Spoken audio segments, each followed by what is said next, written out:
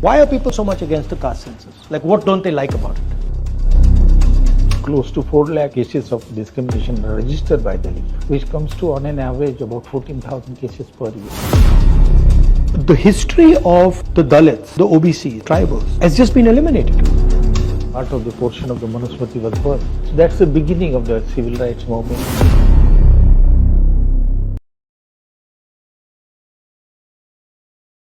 Thank you so much for coming. Well, thank you very much for inviting me to have an interaction. No, I wanted to talk to you about, particularly the caste census, how it's going, what your thoughts are, and also some of your ideas on education. We agree on discrimination and the levels of discrimination in India, so I wanted to get a sense of what you're thinking. No, I also wanted to know the insight that you got through your long march and new knowledge. Yeah. That I've had discussions with people about the caste census, where I'm saying, look, all we're doing is exposing the truth. Yeah. Nothing else. Yeah. And they will say to me directly that no, one must not expose this truth. Yeah. Oh, why not? Right? That unfairness is taking place in front of your face. You've got the constitution that says all Indians are equal. It is absolutely crystal clear what is going on, and you just don't want to accept it. The social situation of the scheduled caste or Dalit, I think it's a very auspicious occasion because the 20th March, he started the Mahad agitation satyagraha to have an entry to the water, to the tank, and it resulted into violence. As you rightly said, the Brahmin priest in the city of Mahad purified the water by putting the urine of cow and milk, and they purified the water because it was polluted because of the touch by Dr. Ambedkar and others. And then, of course, Dr. Ambedkar got very agitated about this and a lot of pain, anguish. Then they organized the second conference in Mahad, where the part of the portion of the Manusmriti was burned by a Dalit saint and the Brahmin gentleman called Mahar. So that's the beginning of the civil rights movement and denial of civil and political and economic right to the untouchables. That because of his effort, then the constitution had a provision for equal right, equal opportunity, non-discrimination. So we have the legal thing in place. But what is not placed is in the custom and religious belief of the high caste.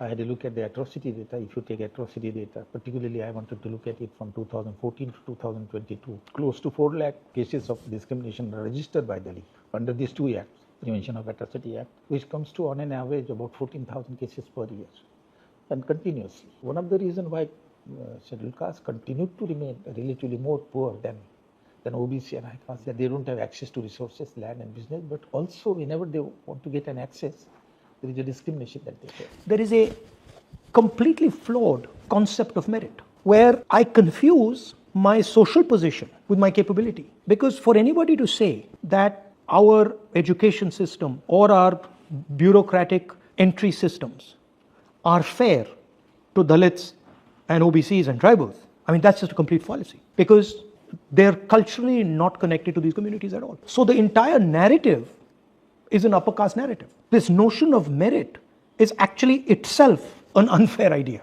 Yeah.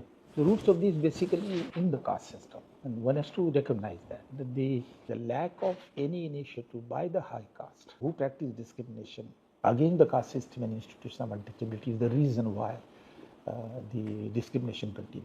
You can say till independence, formally in terms of rule, the untouchable did not have right to land, right to business. Neither did the OBC. Yeah, the OBCs were, certain caste of the OBCs were a peasant caste. Yes. That was from, in the Manusmriti, they did not have any right to land. But by AD 700, the OBCs were allowed to cultivate the land as a owner and even as a tenant. But the untouchables did not have a right to own the land. But the point that I am making is that the untouchables did not have a right to resources, capital resources, business, and employment in the occupation of the high caste. Their only occupation was the casual manual labor for the high caste. Most of the untouchables were the slave caste, forced labor, attached labor, slave labor.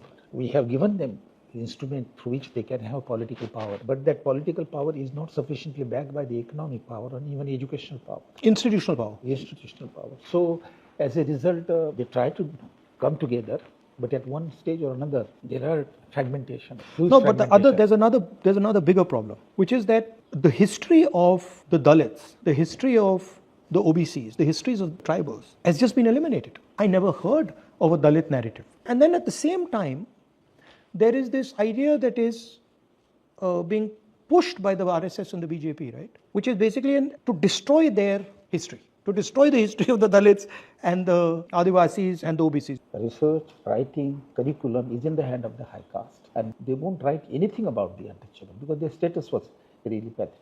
That is why in Maharashtra, the lead was given by the Dalit literature. Their views were not included into the curriculum. So what they did, they say, you don't believe us our life. So they began to write autobiographical writing. And one of the most classical academic writings then they have come. Daya Pawar, Namdev Dasar. They just produced their life, which the high caste could not then deny. And that is how the history, Dalit history began to... No, but that history is not available through the main education system. An upper caste boy or girl who's going to a school in New Delhi has no idea about this. That's how they can say things like, oh, I don't see any caste discrimination. Obviously, you don't see caste discrimination. In the curriculum now, you rightly mentioned that they are taking out those Ambedkar, Dalit Panther, discrimination. See, what they're doing, they've realized that they need to give lower castes an avenue. So what they've done is they've given the lower castes the avenue of representative politics. And they've said whoever wants to become MLA, whoever wants to become MP can become. In fact, we will make them. BJP will make them. And then what they've done is they've taken the power out of the representation system. And where is the power? The power is in the institutional framework except the representative framework. Yeah. So the power is in the bureaucracy, the power is in the corporate India, the power is in the intelligence agencies. So it's a little trick that they're playing, which is कि भैया हाँ आपको representation दे देंगे, and representation means nothing. Yeah. That's to me what's going on. But as you rightly pointed out, now there is an added dimension of ideology, making it taking the power of the representative and concentrating in the hand of the high power. So it has become extremely difficult now. You can see the series of policies are being taken and nothing is being said.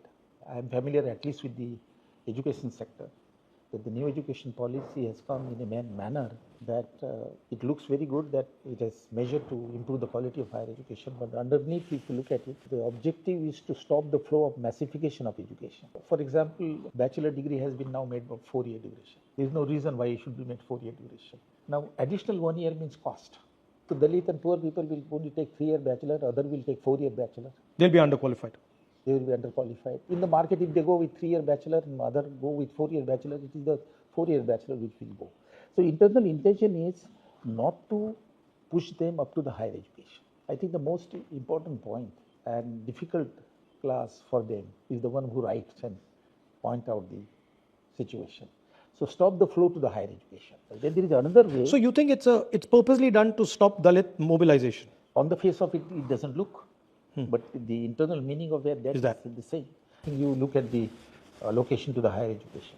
In the 11th plan, when I was a chairman, Dr. Manmohan Singh increased the sales by 2% and increased the budget to the higher education 11 times more compared to the 10th plan. So that was his vision of higher education. Now you see a very drastic decline to allocation to the higher education, and there is a purpose behind that. My point will be, it will be necessary to understand the history and to understand the role of these people.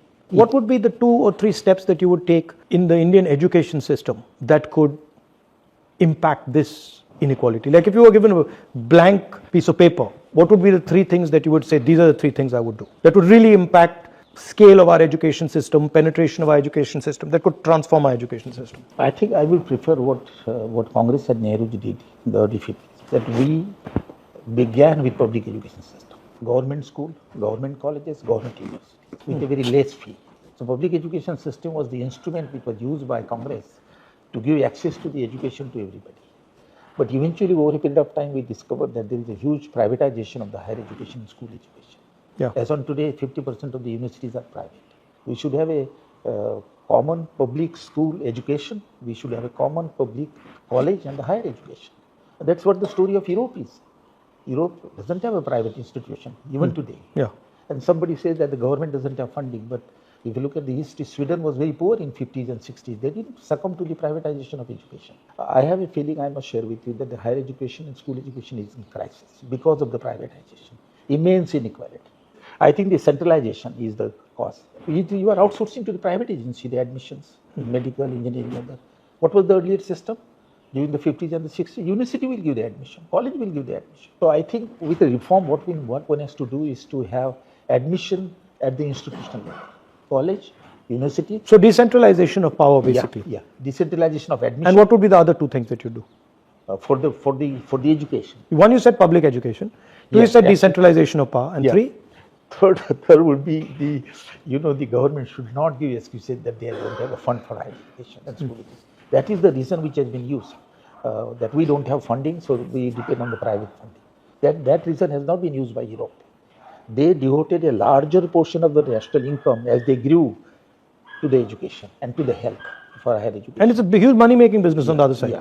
So I think the more resources to the higher education and school education, that we should revert back to the public education system at all level of education, and then the decentralized education system. In any case, the education is concurrent list. It's the state which hold the basic stay in the higher education and school education. Okay. What is your experience of this caste census? I think this is a very useful exercise. It has thrown up a data, very new data, extensive data, and you have the ownership of land, ownership of business, employment pattern, education level, income level, then access to civic amenities like housing, electricity, drainage.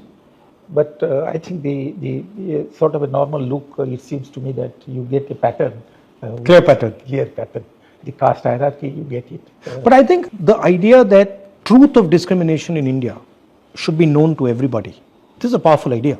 Why are people so much against the caste census? Like, what don't they like about it? What is it that this creates this reaction? The answer is quite obvious, that it will expose the reality. Huh? it will, as you said, it will give the idea that who is monopolizing economic resources, who is monopolizing civic community and housing, who is monopolizing education, and that is the fear. Because it will throw the caste system in a modern form, and that they don't want.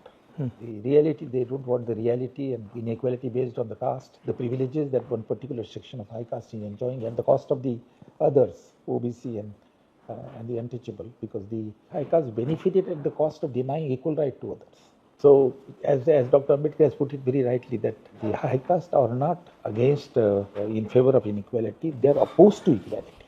The principle is they are opposed to equality and they believe firmly in inequality. There's certainly a capture of our system, education system, healthcare system, political system, bureaucratic system. So for me, it's important that the truth of what is going on in India with regards to who has what access, who controls which institutions, who's where. To me, that's a fundamental nationalist exercise. I think it's not supporting the caste census is actually anti-national. Because what you're saying is that we're not ready to accept the truth of what is going on in our country. So I'm quite wedded to the idea of the caste census. I think we need to iterate it further, we need to deepen it, and we need to make it more sophisticated. And that's why you have the committee there. And I think it needs to be broad-based. Lovely to see you. Thank you. This is the recent book I got on discrimination, Oxford, Scheduled Caste in Indian Labour Market. This was the earlier one. This was the first on economic discrimination, and it created a